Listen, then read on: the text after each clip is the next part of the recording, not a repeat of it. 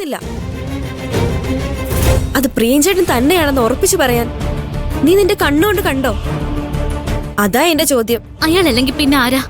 അത് ഞങ്ങളോടാണോ ചോദിക്കുന്നത്? പ്രിയനെ കുറ്റക്കാരനാക്കുന്നതിന് പകരം അത് കണ്ടുപിടിക്കാനായിരുന്നില്ലേ നീ ശ്രമിക്കേണ്ടത്? ഞങ്ങളും മോഹനും പ്രിയനും ഇവിടെയുള്ള എല്ലാവരും അതിന് നിന്റെ കൂടെ നിൽക്കുമായിരുന്നില്ലേ? നീ എന്റെ അനിയത്തി തന്നെയാ. നീ വിശ്വസിച്ചാലും ഇല്ലെങ്കിലും എന്റെ മനസ്സിൽ നീ എന്റെ കുഞ്ഞനിയത്തി തന്നെയാ. നിന്നോട് ഏതെങ്കിലും ഒരു ചെറ്റ അപമര്യാദയെ പെരുമാറിയ അവന്റെ കരണത്ത് ആദ്യം അടിക്കുന്നത് ഞാനായിരിക്കും. പക്ഷെ അത് ചെയ്തത് അയാളായിരിക്കരുത്, വേറെ ആരെങ്കിലും ആയിരിക്കണം. അപ്പോഴേ ജയന്തി ചേച്ചിയുടെ കൈ ഉയരുമെന്ന് മാത്രം. പാറു നിക്ക്. ഇനി നിന്നോട് ഞാൻ ഒന്നും പറയുന്നില്ല. ദൈവം തന്നെ ഇറങ്ങി വന്ന് പറഞ്ഞാലും പ്രിയനെ കുറിച്ചുള്ള തെറ്റിദ്ധാരണ നിന്റെ മനസ്സിൽ നിന്ന് മാറില്ല. നിങ്ങളുടെ കാര്യത്തിൽ ഇടപെടരുതെന്ന് പ്രിയനും ഞങ്ങളോട് പറഞ്ഞു. അതുകൊണ്ട് ഇനി ഈ കാര്യത്തിൽ ഞങ്ങൾ ഇടപെടില്ല. നിങ്ങളായി നിങ്ങളുടെ പാടായി. അനുഭവിച്ചത് മുഴുവൻ നീയാ. പക്ഷെ അത് ഞങ്ങളുടെ മനസ്സിലുണ്ടാക്കിയ വിഷമം ചെറുതൊന്നുമല്ല പാറു.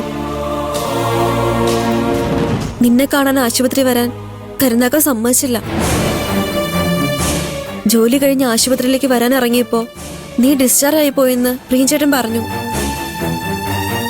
നിന്നെ ഫോണിൽ വിളിച്ചു, ഒരുപാട് തവണ വിളിച്ചു. നീ ഫോൺ എടുത്തതും ഇല്ല. നീ ഞങ്ങളെ ശത്രുക്കളായിട്ടാണ് കാണുന്നതെന്ന് അതോടെ ഞങ്ങൾക്ക് മനസ്സിലായി. എന്തിനാണ് ഞങ്ങളോട് ഈ ശത്രുതയും പിണക്കമൊക്കെ?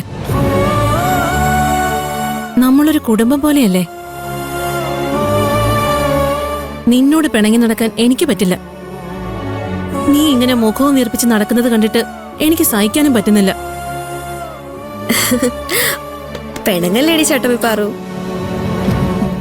എനിക്ക് നിങ്ങളോട് പിണക്കൊന്നുമില്ല. നിങ്ങൾ പോലും എന്നെ വിശ്വസിക്കുന്നില്ലല്ലോ എന്നുള്ള സങ്കടമേ ഉള്ളൂ. സാരല്ല, എന്നെങ്കിലും എല്ലാ സത്യവും പുറത്തു വരും.